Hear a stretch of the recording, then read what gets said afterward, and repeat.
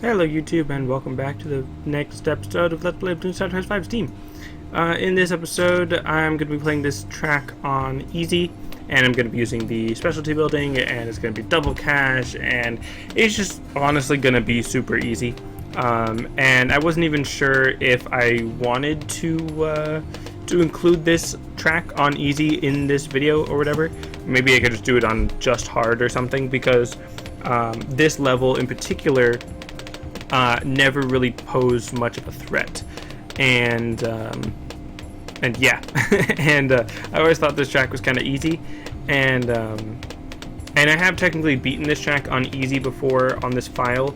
I just kind of figured I wasn't going to be posting videos of it, or at least not on easy, so that's why I did it way back when. I was just trying to get a little bit of extra monkey money, but again, because I've already done it on easy, I wasn't really sure if I was going to actually post this or whatever, and yeah, I mean, I might as well, since it doesn't take that much time, especially when I've got this one bionic boomer right here doing all this work, just right there, and being awesome and stuff.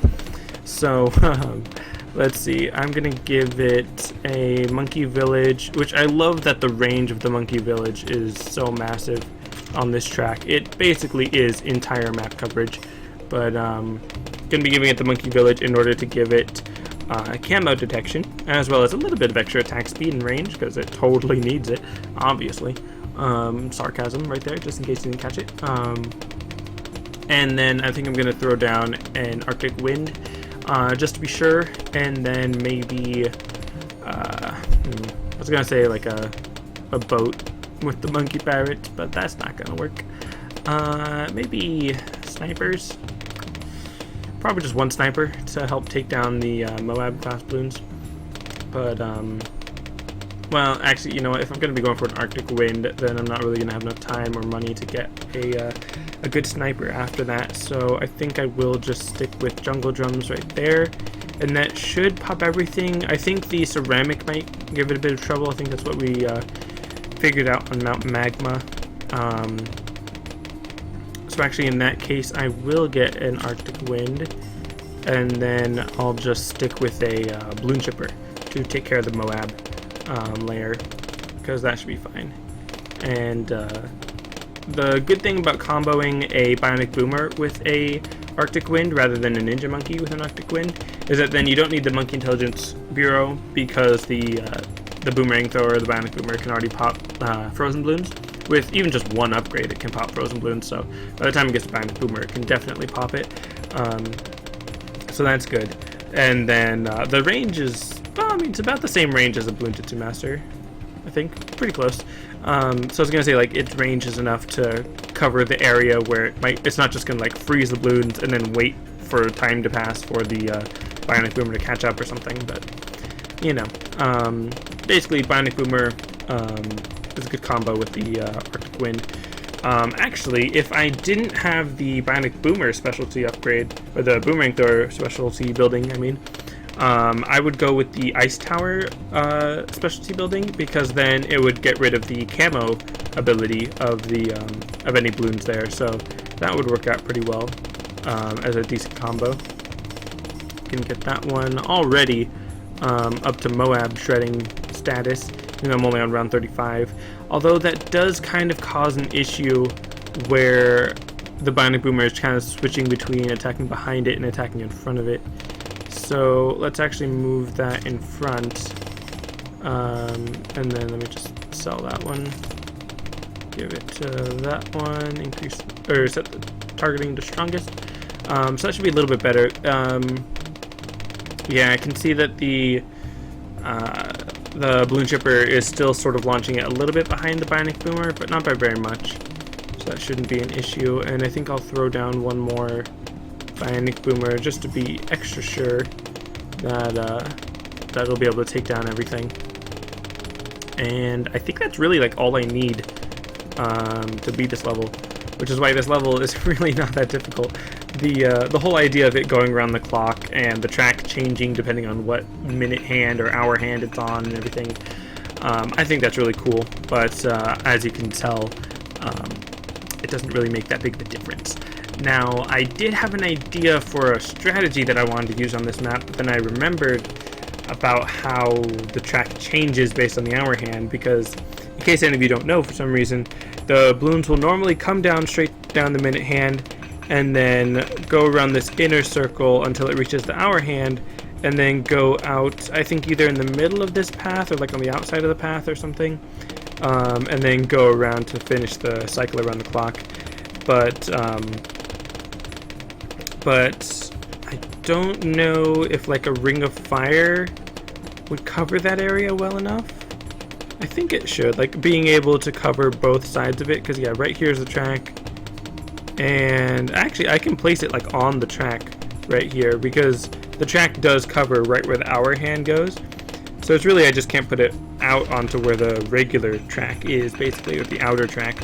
But if I was just to put it like right here, then that should be fine, because then it'll either be coming through the outer ring here or the inner ring right there. That should work okay. So I think that's what I'm going to be doing for my medium reverse attempt. It's really not much of an attempt necessarily, as much as just me actually doing it or whatever. I'm gonna get a high energy beacon just because I feel like it, because they're awesome. Because they really are super powerful, which I kind of feel like using them on hard. I might go for that, just using a bunch of high energy beacons, because they're so powerful, especially in a large group like that. But oh well, we'll see. So easy, obviously, like I've said before, especially on double cash mode, completely easy, not a big deal. So 240 monkey money, and we'll see how it goes on medium reverse.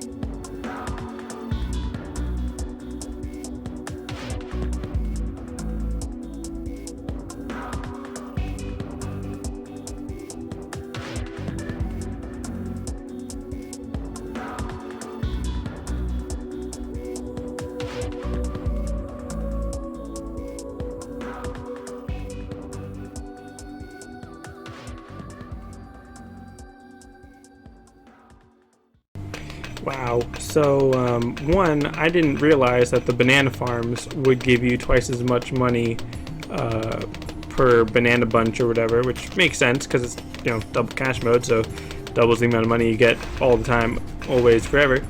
But then, wow, the snipers, specifically because I've got a ton of money and I can just spam a bunch of them and still get more money because I've got like 70,000 almost. And I can keep spamming these snipers. I keep feeling bad because I want to use this strategy again on hard, but I'm already using it so much here. Like, it's crazy. I've got so many snipers right now. The only issue that, as you can see, I'm having is whenever I bump them down into a bunch of clusters. Although the having so many snipers, specifically semi-automatic snipers, means that I can take those clusters. Especially at this point. I mean, if you look at how much money I have, I can build quite a few more. I don't need to be going quite as slow as I am. And if I just turn off the auto send wave and then just spend some time actually spending all this money, then I can definitely get some damage out, which is pretty interesting. So next round, I'm definitely going to be checking out, or like next attempt on hard mode and all that. I'm definitely going to be checking out like pure sniper strategies, because I used to think they were ridiculous and that they could never work. However, on double cash, there's no such thing as ridiculous and could never work. I mean, you know, technically there is, because there could still be like all ice towers and that just literally would not work, because that wouldn't be able to pop the ice towers, but it wouldn't be able to pop the Moab balloons, the blimps. But Wow, like the power of all these snipers is just unreal. Similar to, you know, the power of all those ninjas and such. But at this point, the Viral Frost Ring of Fire is just a safety net for when there gets to be a bit too many clumps, a bit too many clusters, basically, which I think is quite interesting, because I was round 63, so round 64, nothing big, and then round 65, I want to build like a full ring, but I'm not sure if I'll have enough time. I'm sure I could just, you know, slow down the game or go into free play or something to make a full ring, but I'll try a slightly different strategy on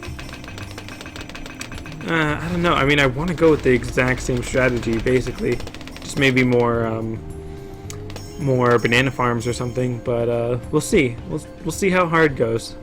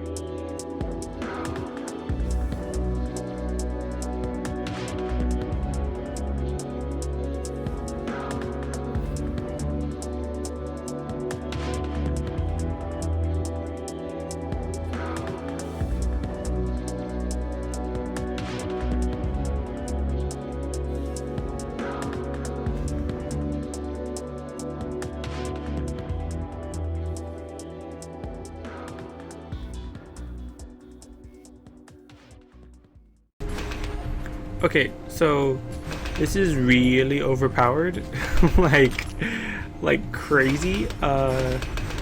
Kind of like how I always say about the ninja monkeys and how they're awesome, and how the boomerang throwers are pretty much unstoppable, and how that Ring of Fire ice tower combo is so great. This is another one. Double cash with all of these banana farms is quite a lot of money. Quite a lot. And I could probably make a pretty good monkey temple, probably. But obviously I have not really prepared for that very much. And these snipers are, I think they're good. I think these snipers are good enough. I don't really need any more defenses. So on that note, I'm going to make a few more defenses. I'm going to make even more snipers. And yeah, this is pretty intense. And by intense, I mean easy and not challenging and such. Because with all of these cripple Moabs, the Moab balloon things should not be making very much progress at all anywhere. They're pretty much all just going to be stuck for the brief instant that they survive, considering that with all of these snipers they will be destroyed in less than a second, probably. Pretty much that's what's been going on, and it makes me happy. It makes me happy to completely destroy these things so easily. It lets me build what I consider relatively nice looking defenses in relatively nice patterns and such. That's always one of the issues that I have with having double cache mode or playing on a level that's not symmetrical. So I'm always like, how do I build this right with it looking nice and everything? And obviously my build is not perfect. You know, the lines are a little bit wobbly, and you know, it's not quite even. And for a while I didn't even have the other side of the banks. And wrong one. I'm really glad I can sell these, and I don't just have to live with the mistakes that I make. basically. Let's see, so that's 4, so 24 of each. So it's like 48 towers, 48 snipers, 24 cripple Moabs, and 24 semi-automatic rifles. I think it looks pretty cool. I don't know about you. And obviously, like I already said, it's not perfect. They're not all equally spaced correctly. I wish there was like a button or a mode or something that I could do to make them all correctly spaced and everything. And I also don't think this is going to have any problem with round 84. All these semi-automatic rifles, all these 24 semi-automatic rifles, with the specialty building, by the way, in case you didn't catch that, in case you weren't able to catch that because of how fast everything was moving and how nothing is on the screen for very long. I do have the specialty building, but all of these 24 semi-automatic rifles can pop normal tier balloons, even if they're clustered, very quickly. And then on top of that, I've got the 24 cripple Moabs, also helping out whenever there's not a Moab blimp type of balloon. And whenever there is a blimp, it's not for very long, obviously, and it just completely destroys it. And I'm really interested in seeing how quickly it destroys the ZUMG. And wow, are you serious? Are they almost, wait, okay, I think I probably lost some lives there. I'd have to go back and check the recording, but I probably lost a few lives there. But because of all the banana farms, I was able to survive it. But the ZUMG, of course, was never an issue. But wow, round 84 is definitely more powerful than round 85 for certain strategies. But I still beat it, technically, with way more money. I think that's over $1 million cash. So yeah, double cash mode, very powerful, especially when you combo it with banana farms. But so yeah, I'll definitely be remembering that during Impoppable. And that's gonna be it for this episode.